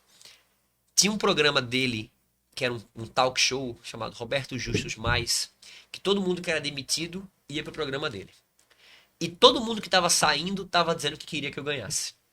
Aí nessa sala de reunião ele falou assim: Solano, todo mundo que é demitido fala que quer que você ganhe. Minha equipe aqui da Record torce por você. Eu chego em casa, minha família fala que tá torcendo pelo Solano, Solano, Solano. Você veio pra cá pra ganhar o programa pra ser o Miss Simpatia. Ele não falou nem Mister, ele falou Miss mesmo pra ser bem pejorativo. Aí eu falei, Roberto, se eu puder ser as duas coisas, pra mim é melhor. Só que eu não falei, obviamente, com nenhum intuito de dar um fora nele. Até porque dar um fora nele é um É suicídio, demissão. né? Mas eu falei com o intuito de transparecer quem eu sou. E eu vi que bateu nele como verdade. Desse dia pra frente, foi completamente a forma dele me encarar. Até nas salas de reunião, quando eu inconscientemente soltava uma piada, porque é meu jeito, sei lá, tu falava alguma coisa que eu não concordo, eu espera aí, menino, é assim, é? O nordestino vem O na hora. nordestino vem, ele ria, todo mundo ria. Então eu vi que ele começou a entender que aquilo sou eu. Não era um personagem Não. montado estrategicamente para ganhar a simpatia do público. Não era Exatamente, isso. e que isso não afetava meus resultados. Eu Perfeito. continuava dando boas ideias, continuava fazendo diferença, continuava dando resultado. Então, a partir dali, o programa cresceu muito pra mim. Então, massa. o reconhecimento dele, as coisas que ele falou sobre mim, cara, também tem aqui um prefácio do Roberto Justus. Que massa. E assim, é aquela coisa, quando eu leio, dá vontade de lançar só o prefácio. Porque é muito legal, é muito bacana ouvir. E Assim. tem, acho que acho que dois momentos nesse retorno, que é um que acho que ele se emociona em uma fala contigo, e não é comum você ver um dos maiores empresários do Brasil, a nível nacional, se emocionar, Uhum. e também lançar um prêmio inédito de terceiro colocado, que foi o cargo, a posição que você ficou. Como é que foi esses dois momentos ali com Justus? Isso pra mim fala muito sobre aquela expressão que eu usei, né? Como a gente encara as derrotas. Porque nesse segundo aprendiz, pra quem não sabe, eu perdi de novo. Ao invés de ficar em segundo, eu fiquei em terceiro. E, mais uma vez, se você for somente fazer um recorte, eu sou o cara que perdeu. Ponto final. Acabou, fim da história. Mas aí vem pra essas coisas que você comentou, né? O Roberto Justus, que é um cara que é conhecido por ser durão, por ser um cara que quando tá na sala de reunião e vai demitir alguém, detona a pessoa. Veja, não por ele ser uma pessoa má, mas a sala de reunião é o ápice do show. O reality show precisa do show. E o ápice do show é a sala de reunião. Então é o momento que ele precisa mesmo descascar quem ele está demitindo para que o show tenha audiência. E neste momento, quando ele foi me demitir na sala de reunião, estávamos entre 3 pessoas, ele se emocionou para me demitir por um caso que aconteceu no programa, só contextualizando. Ele trouxe uma situação que eu já sabia a resposta que ele queria, e eu disse para ele que mesmo sabendo a resposta que me colocaria na final, eu não daria essa resposta, porque isso não é quem eu sou. Aí foi o momento que ele meio que, se eu não me engano, bate na mesa assim e me impressiona. Como é? Você sabe o que eu quero e você não vai me dizer? Aí eu falei, não vou, porque isso não é a minha verdade, sabe? Eu acho isso, aquilo, diferente do que você acha. Aí foi a hora que, quando ele foi me demitir, ele se emocionou, falou que tinha... Poxa, eu tenho tantos anos de carreira e é a primeira vez que eu aprendo aqui com um jovem de 20 e tantos anos que me diz que eu sei o que você quer, mas não vou lhe dizer. Aí é que ele se emociona e a Record fez uma matéria, né? Tipo, pela primeira vez até o Justo chorou. Que massa. Que nunca tinha acontecido antes do programa. E quando a gente chega na final, eu cheguei na final tranquilo, tipo, sem peso algum, porque eu não estava nela, então eu cheguei tranquilo só pra curtir aquele momento. E em todas as edições do programa, o prêmio é do primeiro e segundo lugar. O primeiro lugar ganha 1 milhão e um carro, e o segundo lugar ganha alguma coisa. No ano que eu fiquei em segundo, o prêmio foi uma viagem para a Copa do Mundo na África do Sul. Eita, tudo Foi queria, né? fantástico. Pra mim, não teria prêmio melhor. E quando a gente chegou lá, eu descobri, né, tipo, ao vivo isso, que eles redesenharam a premiação. O primeiro lugar ganhou só 1 milhão. Só 1 milhão. O segundo lugar ganhou um carro, que seria do primeiro. E o terceiro lugar, que fui eu, ganhei uma moto, porque ele queria falar algumas coisas sobre mim na final. Que massa. Então, tipo, eu não era um personagem daquela final, e eu fui inserido na história, porque ele queria falar aquele momento sobre mim. Então, é o que eu falo. Eu não sou hipócrita de dizer que eu não queria ganhar 1 milhão. É claro que eu queria. Mas eu também não posso ser mentiroso de dizer que eu não sei se eu trocaria o que eu vivi, o que eu recebi de prêmios que não são financeiros, mas que são eternos enquanto o dinheiro acaba. Mas eu acho que eu não trocaria. Então, por isso que assim, eu sou muito tranquilo com a minha trajetória, sou Que muito massa. feliz. E embora seja o recorte do perdedor, mas eu acho que eu ganhei muito. E sendo você, né? Eu acho que Sem sair do. eu acho que não tem prêmio maior na nossa vida que é você se manter diante dos teus valores, né? Das pessoas que você gosta, das pessoas que você ama, né?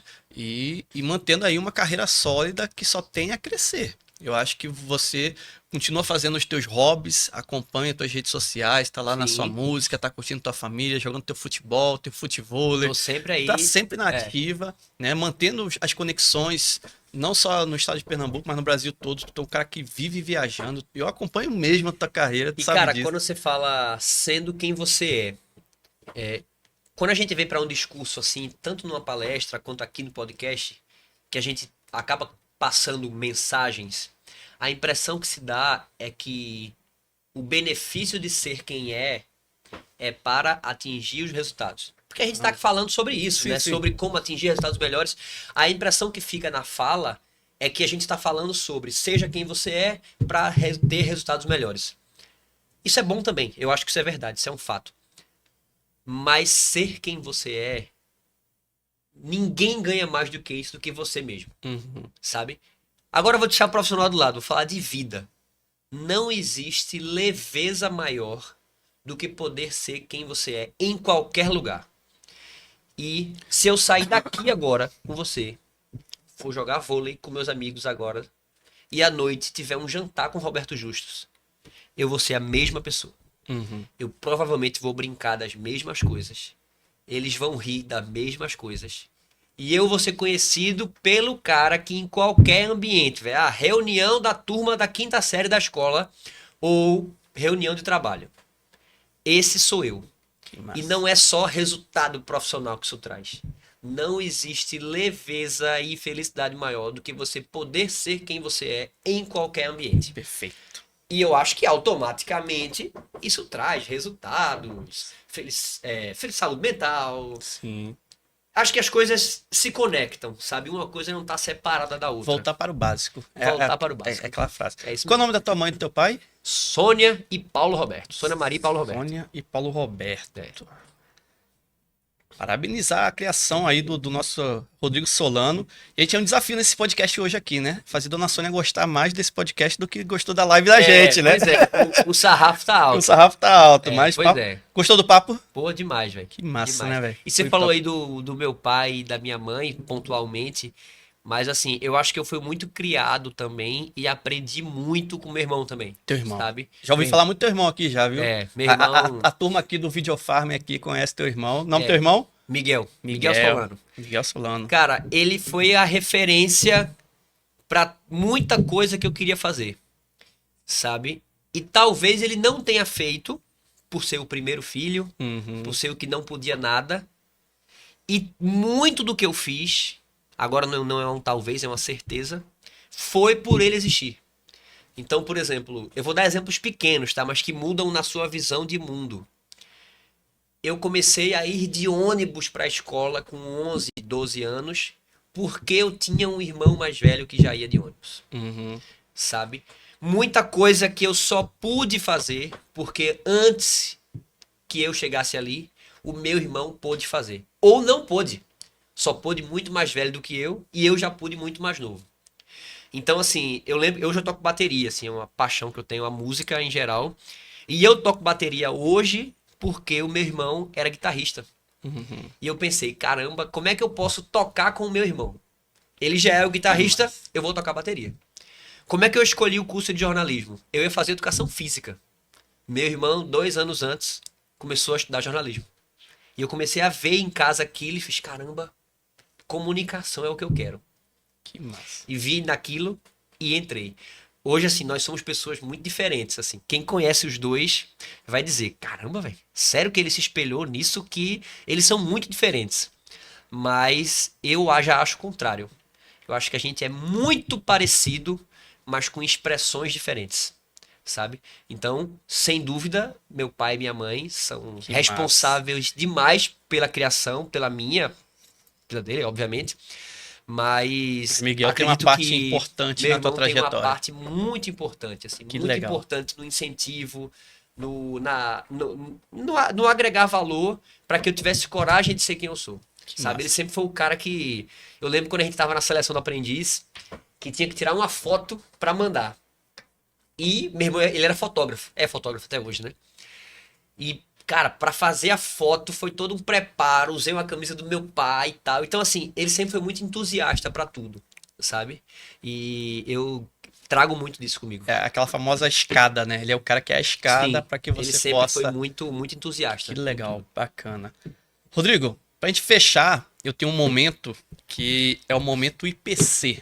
Que danado é o momento IPC? Eu tive um professor de química na época da escola, quando eu morava no Rio ainda, e toda vez que ele terminava a aula, ele falava assim, gente, ó, dei a minha aula, vocês já entenderam o que é importante, mas isso aqui é importante pra caramba. É o famoso IPC. Importante pra caramba. Importante pra caramba. Isso aqui você não pode esquecer de jeito nenhum. E eu trago isso pra minha vida. Todo livro que eu leio, inclusive o teu livro, eu vou riscar ele e vou botar vários momentos IPCs, que é aquele momento que eu não posso esquecer, porque é um momento Que massa. importante pra caramba. E eu queria trazer esse quadro pro podcast. E o que eu resolvi, que criei aqui? Para cada letrinha dessa, eu dei um significado. Então, o I, por exemplo, é de indicação. O que o meu convidado, que você, Rodrigo, pode indicar para os nossos caros notáveis que estão assistindo aqui para a gente. Pode ser livro, pode ser Tá. filme, pode ser série, aquilo que você acredita que seja importante para que a pessoa possa crescer profissionalmente e pessoalmente. Tá. Eu vou indicar. Não, tô brincando. Lógico, Vou indicar também, mas lógico. eu acho que o momento da indicação é outra. Cara, eu sempre tento aproveitar as oportunidades pra fugir do padrão. E eu, inclusive, frustro muitas vezes entrevistas que perguntam: como você se vê daqui a 5 anos? Dê uma dica profissional. Porque eu acho que quem a gente é como profissional é uma mescla do que a gente traz para nossa vida. Não existe, na minha opinião, um bom profissional com pessoa ruim. Ou se existe, é uma máscara que vai cair em breve. Então, assim, eu vou indicar uma série que não tem nada a ver com profissional, mas eu acho que deveria ser matéria de faculdade ou de escola, para que todo mundo fosse obrigado a ver. Que é uma série chamada This Is Us.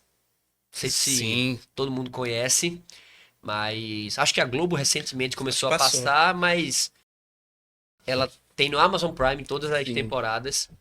E, cara, aquilo ali pra mim é uma aula de vida, assim, sabe? Eu sou muito difícil de assistir coisas, que eu sou muito hiperativo, assim, não diagnosticado, mas eu sou muito Uhum. rápido. Pra mim as coisas têm que ser curtas, a gente tava comentando. Sim. Eu dificilmente assisto um podcast completo, mas se tiver ele inteiro em cortes, Cortes. é capaz de eu assistir o mesmo tamanho, mas em cortes. Porque eu vejo e essa série tem, sei lá, 8, 9, 10 temporadas, e é uma série que, pra mim, me ensina tudo. Me ensina família, me ensina carreira, me ensina relações e ensina uma coisa que pra mim é uma das principais: prioridades.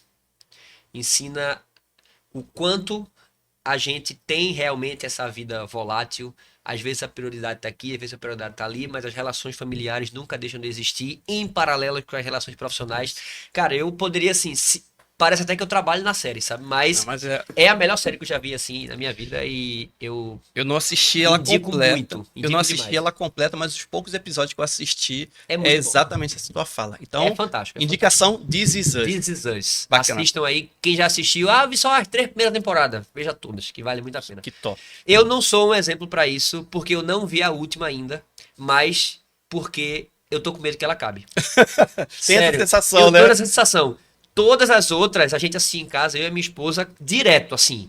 Só parava pra enxugar as lágrimas. Aham. Essa última a gente não tá querendo ver. Tipo, putz, faltam 4 episódios só pra acabar. Vamos assim, não. A gente tá se negando a assistir. Porque às vezes dá aquela sensação de que não vai acabar tão boa É. como foi tudo, né? Então, Mas, medo da assim, frustração. Mas é muito bom. É Que muito bom. massa. Então, indicação aí do Solano, This Is Us. E aí tem o momento P. A gente já falou do I, que é indicação. O momento P é publicidade. É você falar onde que as pessoas te Legal. encontram nas redes sociais, Instagram, LinkedIn, YouTube. Como é que as pessoas fazem para te encontrar, inclusive, para adquirir a tua obra aí, teu livro, né? Bacana. De Aprendiz ao Sucesso. O meu principal meio de comunicação hoje é o Instagram, tá? Eu tenho o site www.rodrigosolano.com, mas o principal meio de comunicação é o Instagram, que é @RodrigoSolanoOficial. Então eu tô sempre interagindo, sempre postando, sempre respondendo a todo mundo quando consigo, sempre dou um jeito para responder. Então, tanto palestras quanto para adquirir livros, qualquer outro tipo de comunicação, o Instagram é o melhor caminho.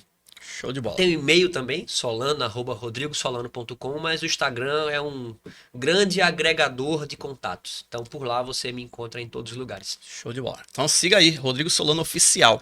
E por último, o C, que é o conselho final, o comentário final. Qual a tua mensagem para a turma que assistiu a gente? Cara, conselho Já, final. já teve muitos aqui, né? Já teve várias, Não, várias, é porque, várias na verdade, dicas, sacadas e o que veio na minha cabeça é algo que não é um conselho final. Porque o conselho final é muito a ideia do fechamento, né?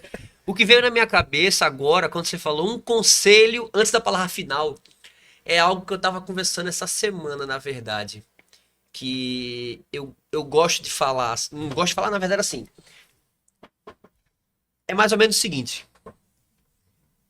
Eu acho importante as pessoas entenderem que o desafio ou o objetivo a que eu estou me lançando, ou a que algo está se lançando, não muda o fato. Eu vou dar um exemplo. Eu vou tentar trazer para um exemplo fácil de se entender. Trazer um exemplo político, tá? Não vou citar nomes para não entrar em... Nós vivemos recentemente uma eleição conturbada. E muitas vezes, para defender X ou Y, não bastava falar o fato. A gente entrava, parecia que você entrava numa histeria. Eu vou dar um exemplo.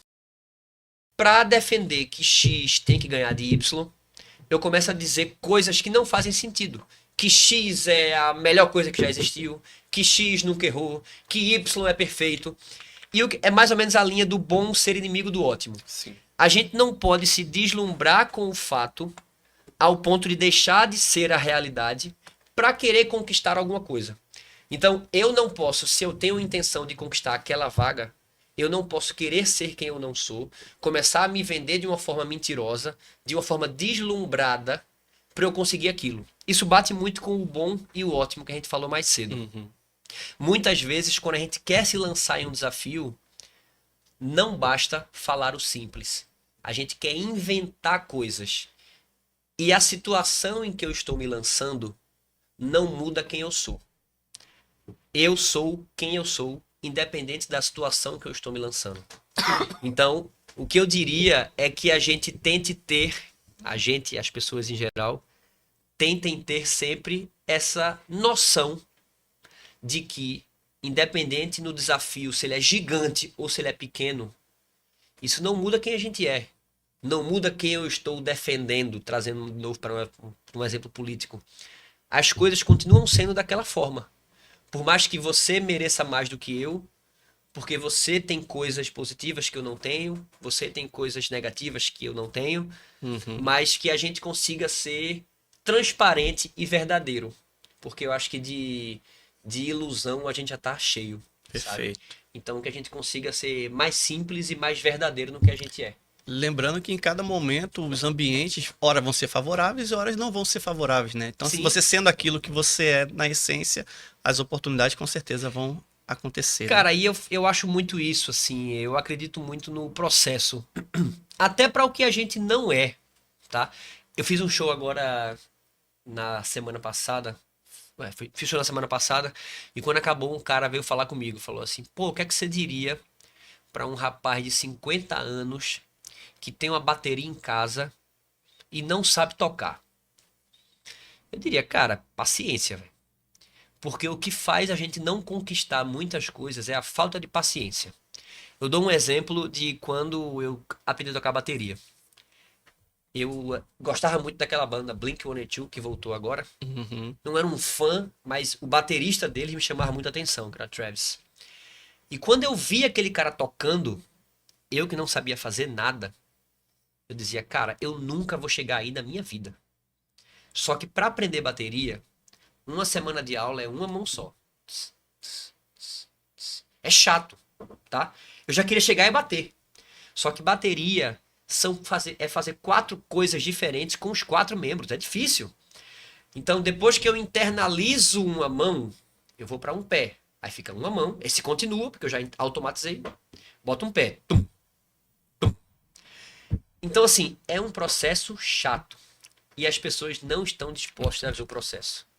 Aí eu dei esse exemplo para ele. Eu fiz, cara, além da bateria, eu aprendi a tocar violão na pandemia, velho. Não sabia colocar nenhuma nota. Mas na pandemia eu ou surtava, ou eu fazia alguma coisa. E eu fiz, cara, eu vou aprender a tocar violão. E aprendi, não sou um gênio do violão, mas eu brinco, numa roda de amigos aqui, eu toco umas músicas legais, sabe? Então acho que tudo na vida é reconhecer quem você é, o estágio que você tá, o processo que você precisa melhorar e paciência, velho. Porque às vezes eu não sou bom o suficiente para alcançar uma vaga profissional que eu quero agora.